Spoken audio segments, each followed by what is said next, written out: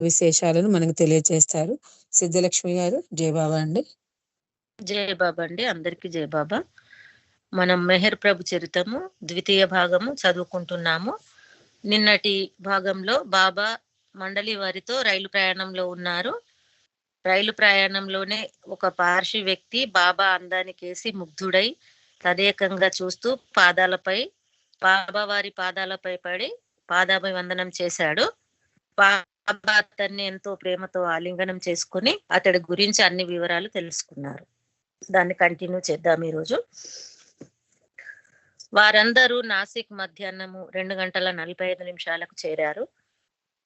అక్కడ బాబాకు స్వాగతం పలకడానికి సయ్యద్ సాహెబ్ వేచి ఉన్నాడు. నోమన్ భాయి బంగళాకు టాంగాలో వెళ్లారు. బాబా మండలి వారు అక్కడ బస చేయాలని నిర్ణయించారు. ఈ బంగళా రైల్వే స్టేషన్ కు 6 మైళ్ళ దూరంలో ఉంది. ప్రశాంత వాతావరణంలో మంచి గాలి వెలుతురుతో ఎంతో విశాలంగా ఉంది. కస్బాపేట కళ్ళు దుకాణం నడిపే రోజుల నుండి నోమన్ భాయి బాబా యొక్క అనుచరుడుగా ఉన్నాడు. సయ్యద్ సాహెబ్ పప్పు అన్నంతో పాటు ఆకుకూరను వెంట తీసుకుని వచ్చాడు. కానీ బాబా ఆ ఆకుకూర వంటకాన్ని తినకుండా తిప్పి పంపించేశారు. పప్పు అన్నం తప్పితే మండలి సభ్యులు ఏమి తినకూడదన్న నియమం వల్ల బాబా ఆ వంటకాన్ని తిరస్కరించారు. ఏది ఏమైనా భోజనం రుచిగా ఉంది. చాలా రోజుల తర్వాత మసాలాతో రుచిగా చేసిన పప్పుతో మండలి వారు తృప్తిగా ఆ రోజు భోజనం చేశారు. బాబా జూలై 8 తేదీన గుస్తాద్జీ, మున్షి, బెహ్రంజీలతో కలిసి నాసిక్ లో ఉండటానికి మంచి వసతి కోసం వెదికారు. నాసిక్ లోని గంగాపూర్ ప్రాంతంలో నదీ తీరాన ఉన్న ఒక ప్రదేశాన్ని ఎంపిక చేసుకున్నారు. తర్వాత కార్యక్రమాన్ని కూర్చి వివరించేందుకు నోమన్ బాయి బంగళాకు తిరిగి వచ్చారు. అయితే 2 గంటల లోపలే నాసిక్ లో ఉండాలన్న తన నిర్ణయాన్ని బాబా మార్చివేసి, అందుకు కారణం పిల్లలను దొంగిలించే మాయగాళ్ళు, దారి దోపిడీదారులు ఈ ప్రాంతంలో ఉంటున్నారని నేను విన్నాను. అలాంటి ప్రదేశంలో ఉండాలని అనుకోవడం మంచిది కాదు అని బాబా చెప్పారు. మరెక్కడికి ప్రయాణం చెయ్యాలి అని చర్చించుకున్నారు. ఎంతోసేపు సుదీర్ఘ చర్చల అనంతరం ఆ మర్నాడే జూలై 9వ తేదీన మెహరాబాద్ కు తిరిగి వెళ్లాలని నిర్ణయించారు. ఉదయం 4:30 నుంచి అజీజ్ అహ్మద్, అతను మంజిల్ ఈమీంలో బాబాను కలిసిన వ్యక్తి. అజీజ్ అహ్మద్ అనేవాడు నాసిక్ స్టేషన్ కు తన కారులో 3-4 సార్లు అటు ఇటు తిరిగి బాబాను, మండలి వారిని మరియు వారి సామాన్లను చేరవేశాడు. ఉదయం 7:30 నాసిక్ లో బయలుదేరి 3 గంటల తర్వాత మన్మాడ్ స్టేషన్ కు చేరారు. రైల్వే ప్లాట్ఫామ్ పైనే మాసాజీ పప్పు అన్నం వండాడు. ఆ తర్వాత మధ్యాహ్నం 12:15 రోండ్కు వెళ్లే ప్యాసింజర్ రైలు బయలుదేరి సాయంత్రం 5:30 అహ్మద్ నగర్ చేరారు. మండలి వారందరూ వారి సామాన్లు మళ్లీ భుజాలకు వేసుకుని మెహరాజాద్ కు 5 మైళ్ళు నడుచుకుంటూ బయలుదేరారు. జూలై 9 చాలా పవిత్రమైన రోజని చెప్పాలి. ఎందుచేతనంటే గత 6 మాసాలుగా ద్రవ పదార్థాలు మాత్రమే త్రాగుతూ ఉపవాసం ఉంటున్న మెహర్ బాబా ఆ రోజు రాత్రి మండలి వారితో కలిసి భోజనం చేసి ఉపవాసాన్ని విరమించారు. అందుకే ఆ రోజు రాత్రి బాబా కొద్దిగా అన్నం, పప్పు తిన్నారు. ఆ మర్నాడు పోస్టాఫీస్ భవనంలో ఉండేందుకు ప్రయత్నాలు కొనసాగాయి. స్లాంసన్, మాసాజీ, పాద్రి అహ్మద్ నగర్ వెళ్లి రిపేర్లు చేయడానికి అవసరమైన సామాన్లను కొని తెచ్చారు. వెట్టా వెళ్తూ ఖుస్రూ క్వార్టర్స్ లో ఉంచిన తమ ట్రంకు పెట్టెల్ని మెహరాబాద్ కు తీసుకువచ్చారు. బైదుల్ నెర్వస్ పోస్టాఫీస్ పైకప్పుకు ఊడిపోయిన పెంకులు తిరిగి అమర్చారు. కిటికీ తలుపులకు అద్దాలు ఏర్పాటు చేశారు. ఇంతలో మధ్యాహ్న భోజనం తయారైంది. ముందుగా బాబా కొద్దిగా పప్పు అన్నం తిని రుచి చూచి అందరికీ వడ్డించారు. ఆ రోజు మధ్యాహ్నం మండలి వారందరికీ ఎప్పుడు నిద్ర లేవాలి, రాత్రిపూట ఎన్ని గంటలకు పడుకోవాలి, ఎవరెవరు ఏ పనులు చెయ్యాలి తదితర విధులన్నింటినీ బాబా నిర్ణయించారు. కొంత సమయాన్ని వినోదం కోసం కూడా కేటాయించారు. బాబా ఆధ్యాత్మిక విషయాలను గురించి వివరించేందుకు ప్రత్యేకంగా కొంతకాలాన్ని కేటాయించేవారు. ఈ కొత్త విధానాన్ని గురించి నోటీసు బోర్డులో రాయించి అందరూ చదువుకోవడానికి వీలుగా తయారు చేశారు. సూనామాసి ఖుర్షద్లను అహ్మదాబాద్ నుంచి అహ్మద్ నగర్ కు పంపుతూ తాను తిరిగి వచ్చేదాకా వారు అహ్మద్ నగర్ లోనే ఉండాలని బాబా గతంలో ఆజ్ఞాపించారు. బాబా గుజరాత్ లో ప్రయాణిస్తున్నప్పుడు సూనామాసి యొక్క భర్త ఖైకుస్రు ముంబైలో తీవ్ర అనారోగ్యానికి గురయ్యారు. ముంబైకి తక్షణం బయలుదేరి రమ్మని సూనామాసికి టెలిగ్రామ్ వచ్చినా కూడా ఆమె వెళ్ళలేదు.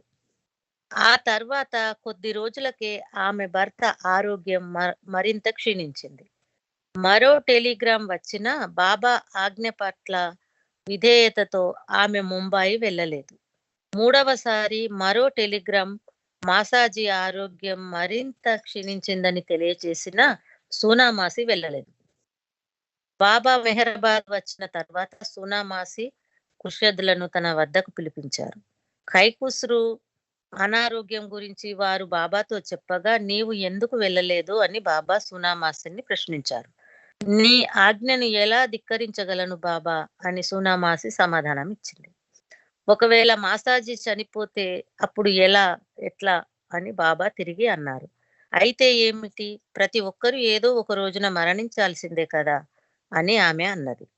నీ ప్రవర్తన పట్ల నీ బంధువులు ఏమనుకుంటారు అని బాబా మళ్ళీ అడిగాడు. ఎవరేమనుకున్నా నేను పట్టించుకోను. నేను నీ పాదాల చెంత ఉండగా ఈ ప్రపంచంతో నాకేమిటి సంబంధం అని ఆమె అన్నది. నీవు కనుక నా ఆజ్ఞను ధిక్కరించినట్లయితే మాసాజీ చనిపోయి ఉండేవాడు. కానీ అతనింక చనిపోడు. నా ఆజ్ఞలను విధేయతతో నీవు అతన్ని బ్రతికించుకున్నావు అని బాబా సూనామాసితో అన్నారు.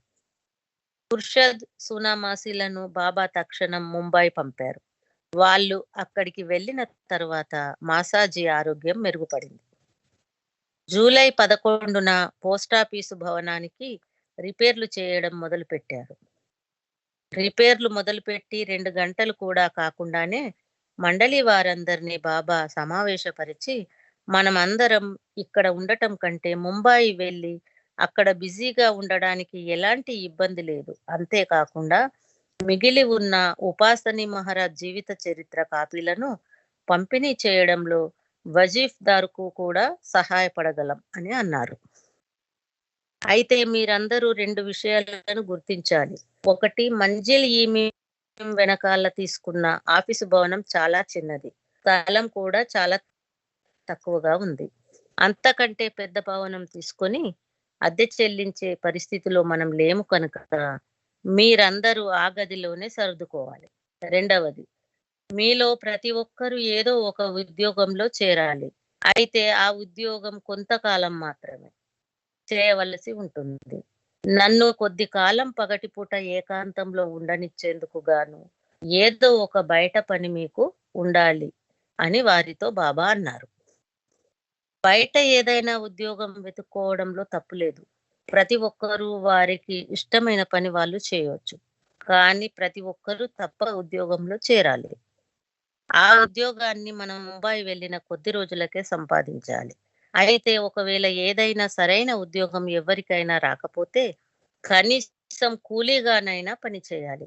ఏదో ఒక పని చేయడం తప్పనిసరి. మీరు కనుక ఈ 2 నిబంధనలను అంగీకరించినట్లయితే నేను అహ్మద్ నగర్ వదిలి తక్షణం ముంబై వెళ్ళడానికి సిద్ధంగా ఉన్నాను అని బాబా అన్నారు. బాబా ఈ విషయాలు మండలి వారితో చర్చిస్తూ కొంతమంది మండలి వారిని ఖుస్రు క్వార్టర్స్ నుంచి తన వ్యక్తిగత సామాన్లు తీసుకురమ్మని పంపారు. ఆ తర్వాత బాబా మాట్లాడుతూ నేను ఈ రోజు పప్పు అన్నం రెండింటినీ కలిపి వండిన కిచడీ మాత్రం తింటాను. రేపు మంచినీరు త్రాగడం తప్ప మరేమీ చేయను. ఆ తర్వాత కేవలం కాఫీ మాత్రమే త్రాగుతానని బాబా ప్రకటించారు. జూలై 12వ తేదీన ఉదయం 5:30 మండలి వారందరూ ఏమి నిర్ణయించుకున్నారని బాబా అడిగారు. బెహ్రంజీ అధ్యక్షతన పోస్టాఫీసుకు సమీపంలోని ఒక గుడిసెలో వారు సమావేశమయ్యారు. అన్ని నిబంధనలు, ప్రయాణ విషయాలు చర్చించాక బాబాతో కలిసి ముంబై వెళ్ళడమే మంచిదని నిర్ణయించారు. వారు నిర్ణయించుకున్న విషయాలను బాబాకు తెలియజేశారు. అయితే ముంబై వెళ్ళాక ప్రతి ఒక్కరు ఏదో ఒక ఉద్యోగంలో నిమగ్నం అవ్వాలి. ఉద్యోగం లేని పక్షంలో అటువంటి వారిని వారి స్వగ్రామాలకు పంపివేయడం జరుగుతుంది అని బాబా తిరిగి తన నిర్ణయాన్ని ఖచ్చితంగా చెప్పారు. అందరూ ఆయనతో కలిసి వెళ్ళడానికే నిర్ణయించుకున్నారు. నాకు ఇక్కడ నుంచి వెళ్ళిపోవాలని ఆతృతగా ఉంది. సామాన్ల అన్నింటినీ త్వరగా సర్దండి అని బాబా ఆదేశించారు. ఒక ఎద్దుల బండిలో సామాన్లన్నింటినీ రైల్వే స్టేషన్ కు పంపివేసి బాబాతో కలిసి మండలి వారందరూ కాలినడకన అహ్మద్ నగర్ రైల్వే స్టేషన్ కు బయలుదేరారు. మధ్యాహ్నం 12:45 అహ్మద్ నగర్ నుండి రైలు బయలుదేరింది. ఆ మర్నాడు ఉదయం మంజిల్ ఈమీంకు చేరుకున్నారు. జూలై 13న మంజిల్ ఈమీంకు బాబా మండలి వారు చేరుకునేసరికి ఆ భవనం అంతా రిపేర్లు చేయిస్తున్నారు. భవన ప్రాంగణం అంతా మట్టితో నిండిపోయింది. వానాకాలం ప్రారంభమై సగం రోజులు దాటింది. సర్కిల్ అండ్ కంపెనీ కార్యాలయ భవన పైకప్పు నుంచి నీరు కారుతోంది. నేలలో ఎక్కువ భాగం బాగా తడిసి ఉంది. ఆ గదిలో ఉన్న టేబుళ్లు, కుర్చీలు అన్నింటిని జరిపి పొడిగా ఉన్న కొద్దిమేర జాగాలో వారితో పాటు తెచ్చిన సామాన్లు ఉంచారు. గతంలో మంజిల్ ఈమీంలో మెయిన్ బంగ్లాలో ఉన్నారు. కానీ ఈసారి మంజిల్ వెనుక భాగంలో ఉన్న ఆఫీస్ గదిలో బండెడంత సామాన్ల మధ్య ఒదిగి ఉండాల్సిన పరిస్థితి ఎదురైంది. ఒక హోటల్లో బైదులకు ఉపాధి లభించింది. క్రమేణా అందరికీ ఏదో ఒక ఉద్యోగం దొరికింది. మండలి సభ్యులు అందరూ పగలు ఏదో ఒక పని చేసుకునేందుకు వెళ్లి సాయంత్రానికి మంజిల్ ఈమీంకు చేరుకున్నారు. రోజు ఇలాగే జరుగుతోంది. ఉస్తాద్జీ, బెహరంజీలు బాబాతోనే 24 గంటలు ఉంటున్నారు. వారు చాలా బిజీగా ఉన్నారు. ఉపాసిని మహారాజ్ జీవిత చరిత్ర గుజరాతీలో అచ్చైన పేపర్లను మడిచిపెట్టడం, సక్రమంగా ఒద్దికగా పెట్టడంలో వారు నిమగ్నమై ఉన్నారు. సాకోరి నా సద్గురు అంటే సాకోరి సద్గురు పేరిట ఈ పుస్తకం రూపొందుతోంది. ఈ పుస్తకంలో లోపలి పేజీలు నవసారిలో అచ్చయినాయి. అచ్చయిన కాగితాలు రాగానే మంజిల్ ఈమీంలో వాటిని చేతితో బైండింగ్ చేస్తున్నారు. మిగిలిన మండలి వారందరూ రాత్రి భోజనాలైన తర్వాత ఈ పుస్తకం బైండింగ్ చేయడంలో పాల్గొనేవారు. ఈ పుస్తకం బైండింగ్ కు పని సుమారు నెల రోజుల పాటు సాగింది. పూణే, ముంబై మండలి సభ్యులు బాబా దర్శనార్థం వస్తున్నారు. బాబా తిరిగి ముంబై రావడం వల్ల వారెంతో ఆనందించారు. గుల్మాయి, ఆది, రుస్తుం, ఇరానీలు కూడా అహ్మద్ నగర్ నుంచి వచ్చేవారు. గుజరాత్ పర్యటన తరువాత ఆదిని తన తల్లితో ఉండమని బాబా పంపారు. అయితే అతను తరచూ బాబా దగ్గరకు వచ్చి వెళ్ళేవాడు. సుమారు నెల రోజుల పాటు ముంబైలో ఉన్న తర్వాత ఆగస్టు 16న బాబా రైలులో బయలుదేరి లోనావాలా వెళ్ళారు. బాబాతో పాటు బెహ్రంజీ, బార్సోపు, గుస్తాద్జీ, ఆది, రుస్తుంలు ఉన్నారు. రంజు, గని కుటుంబాలతో లోనావాలాలో ఉంటున్నారు. బాబా కోసం వారు లోనావాలాలో మిస్టర్ మద్ని యొక్క బంగళాలో బస ఏర్పాటు చేశారు. అబ్దుల్ తాయిబ్ అనునతడు బాబా కోసం తన కారునొకదాన్ని ఏర్పాటు చేశాడు. 7 రోజుల పాటు లోనావాలాలో బస చాలా విరామంతో ఆనందంగా గడిచింది. బాబా ఈ విశ్రాంతి సమయంలో మండలి వారికి ఆధ్యాత్మిక విషయాలపై ప్రవచనాలు ఇచ్చారు. వారితో పేకాట కూడా ఆడారు. గ్రామ్ఫోను రికార్డులు అందరితో కలిసి ఆలకించారు. ఖండాల జలపాతాలకు కూడా వెళ్ళారు. వల్ వల్వాన్ సరస్సు వల్వాన్ సరస్సు, బుషి సరస్సులకు వెళ్లారు. వజీబ్దార్ సదాశివ్ పటేల్ కూడా ఈ యాత్రలో పాల్గొన్నారు. ఆహ్లాదకరమైన వాతావరణం, బాబా యొక్క హాస్య చిత్రోక్తులతో మండలి వారందరూ ఎంతో ఆనందంగా ఆ సమయాన్ని గడిపారు. ఆగస్టు 21న ఘని రంజూల గృహాలకు బాబా వెళ్లారు. ఆ విధంగా వారి కుటుంబ సభ్యులకు కూడా తన దర్శన భాగ్యం కలుగజేశారు బాబా. బాబా ఆగస్టు 22 బుధవారం సాయంత్రం 5 గంటలకు కారులో బయలుదేరి పూనా వెళ్లారు. తన సామాన్లు అన్నింటినీ తీసుకెళ్లారు. బంగళా ఖాళీ చేసినట్లు ఘని రంజులతో లేఖ రాయమని మిస్టర్ మద్నీకి ఆజ్ఞాపించాడు.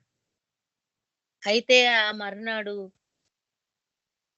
బాబా మండలితో అదే బంగళాకు తిరిగి వచ్చారని రంజుకు తెలిసి వారికి భోజనాలు ఏర్పాటు చేసేందుకు ఎంతో కంగారు పడుతూ బంగళాకు వెళ్ళాడు. రంజుని చూసి బాబా కోపంగా ఇలా అన్నారు: సదాశివ్ పటేల్ నా పట్ల, ఇతరుల పట్ల అశ్రద్ధగా ఉన్నాడు. దాంతో గత అర్ధరాత్రి ఇక్కడకు తిరిగి వచ్చేశాం. కానీ సదాశివును కస్బాపేట వారిని అసంతృప్తి పరచకూడదు. అందువల్ల నేను త్వరలోనే పూనా తిరిగి వెళ్ళిపోవాలి అన్నారు బాబా.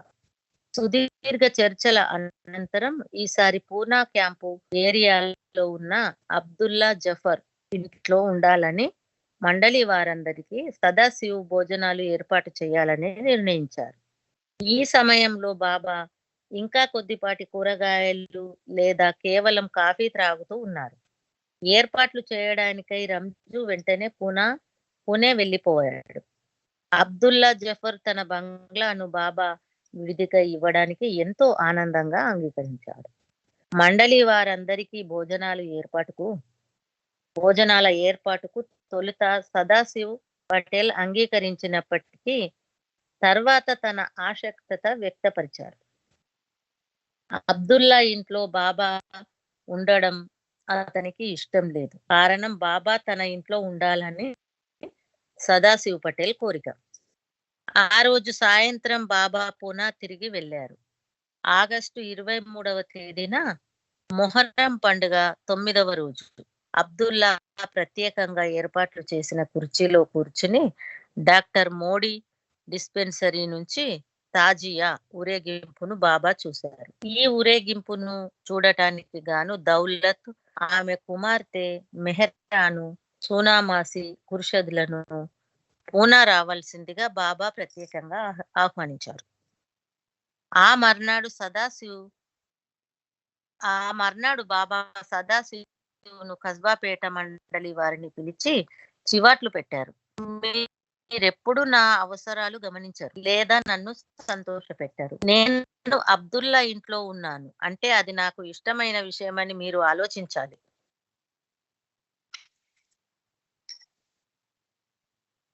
ఇంట్లో ఉండడం నాకు ఇష్టం లేనప్పుడు నా ఇష్టానికి వ్యతిరేకంగా మీరు ఇంట్లో ఉంటే అది మీకు ఇష్టమా అని బాబా వారిని మళ్ళీ ప్రశ్నించారు. ఎల్లప్పుడూ నేను సంతోషించేలా చూడండి, అంతేగాని మీ సంతోషం గురించి చూసుకోవడం కాదు. నన్ను సంతోష పెట్టడంలోనే సర్వం సంతోష పెట్టడం కొరకు దృష్టి సారించడంలోనే అత్యంత ప్రేమ ఇమిడి ఉంది. నన్ను సంతోష పెట్టడానికి ప్రయత్నించండి, అదే నేను కోరుకునేది అని బాబా అన్నారు. దాంతో వాతావరణం ప్రశాంతంగా మారిపోయింది. ఆ తర్వాత రోజు మధ్యాహ్నం అర్జున్ సుఫేకర్ ఇంటిని బాబా సందర్శించారు. బాబాను కలవడానికి అక్కడికి సదాశివ్ వచ్చాడు. సాయంత్రం భోజనం సదాశివ్ ఏర్పాటు చేశారు. మండలి వారందరూ అతని ఇంటి భోజనం చేశారు. ఆ తర్వాత అబ్దుల్లా బంగళాకు తిరిగి వెళ్ళారు. కస్బాపేట మండలి వారు తమని క్షమించమని మండలి వారికి కావలసిన భోజన ఏర్పాట్లు వాళ్ళు చూసుకుంటామని చెప్పారు. ఇంకా 2 నిమిషాలు ఉన్నట్టు. ఆగస్టు 27న బాబా మరియు చాలా మంది కలిసి పూనా నుంచి 7 మైళ్ళ దూరంలో ఉన్న సాస్వాద్కు పిక్నిక్ గా వెళ్ళారు. అక్కడ బాబా సాయంత్రం దాకా గిల్లీ దండ ఆట ఆడారు. అక్కడున్న వాళ్ళందరితో పాటు బాబా మాట్లాడుతూ, మీ అదృష్టానికి కృతజ్ఞతలు తెలుపుకోండి. ఎందుకంటే నేను మీతో ఆటలు ఆడుతున్నాను. దీని ప్రాముఖ్యత మీరు ఆ తర్వాత గాని గుర్తించలేదు. ఇదొక చాలా అరుదైన సహవాసం. దాన్ని నేను మీ అందరికీ అందిస్తున్నాను అని బాబా. గురువు యొక్క సహవాసం ఎవరికి లభిస్తుందో వారు చివరకు సర్వస్వం పొందుతారు. సద్గురువు యొక్క సహచర్యంతో సరిపోల్చదగ్గ విలువగల వస్తువు ఏదీ లేదు. ఈ ప్రపంచంలో ఏదీ లేదు. ఆ మర్నాడు బాబా పూనాలో ఉన్న తన కుటుంబ సభ్యులు, తల్లిదండ్రులు, సోదరులను చూడడానికి గాను మండలి సభ్యులతో కలిసి బట్లర్ మొహల్లాలో ఉన్న తన ఇంటికి వెళ్ళారు. ఆయన తండ్రి యొక్క వ్యాపారం గురించి అడిగి తెలుసుకున్నారు. తల్లి ఆరోగ్యం గురించి అడిగారు. తన ఆధ్యాత్మిక ఉన్నతిని గ్రహించి ఊరట చెందమని బాబా తన తల్లిని ఎప్పుడూ ఓదార్చేవారు. కుమారునిపై షిరీన్కున్న ప్రేమలోని తీయదనం ఎంతో ప్రస్ఫుటంగా గోచరించేది. మెహర్ బాబాకు తన తల్లిపై గల ప్రేమ కూడా ఎంతో కోమలమైంది. షిరీన్ స్వభావం చాలా ధీరోదాత్తంగాను శక్తివంతంగాను ఉండేది. ఆమె కొడుకు పట్ల ఉన్న మమకారాన్ని దాచుకోలేకపోయేది. అయినా మాటల్లో చేతల్లో ఎంతో హుందాగా ఉండేది. నిద్రపోతున్నా కూడా షిరీన్ రాణి ఆమె పేరే ఆమె స్వభావాన్ని తేటతెల్లం చేస్తుంది. షిరీన్ మాయిలోని అంతర్గత మధుర స్వభావం, సహజ సిద్ధమైన ఆమె తెలివితేటలు ఆమెకు ఒక ప్రత్యేకతను సంతరించి పెట్టాయి. ఆమె మంచితనం గురించి, సరళ స్వభావం గురించి చెప్పాలంటే ఆమె కఠినంగా, పరుషంగా వ్యవహరించిన సందర్భమే లేదని చెప్పవచ్చు. ఆమె పరుషంగా ఏనాడు పలుకలేదు. పరుష శబ్దం ఎలాంటిదో ఆమెకు తెలియదు. తన కుమారునిపై అమితమైన ప్రేమ గల ప్రతి తల్లి మాదిరిగానే షిరీన్మాయి కూడా తన కుమారుడు భగవత్ సాక్షాత్కారం పొంది భగవద్ అనుభవంలో మునిగియున్న సమయంలో తనకిక లభించడనే దిగులుతో ఆ ప్రేమమయ హృదయం ఎంతో తల్లడిల్లిపోయేది. నిరాకారుడైన భగవంతుడు సాకారుడిగా జనించుటకు అందాల రాణినే ఎంపిక చేసుకున్నాడు కదా. మృదు స్వభావిని, సహజమైన హుందాతనం కల్ల షిరీన్మాయి ఈ భూమిపై గల స్త్రీలందరిలో కంటే ఉన్నతమైనది కాబట్టి ఆమె అవతారునికి జన్మనివ్వడానికి ఎంచుకోబడింది. జయబాబా అండి. వాణి గారు జయబాబా.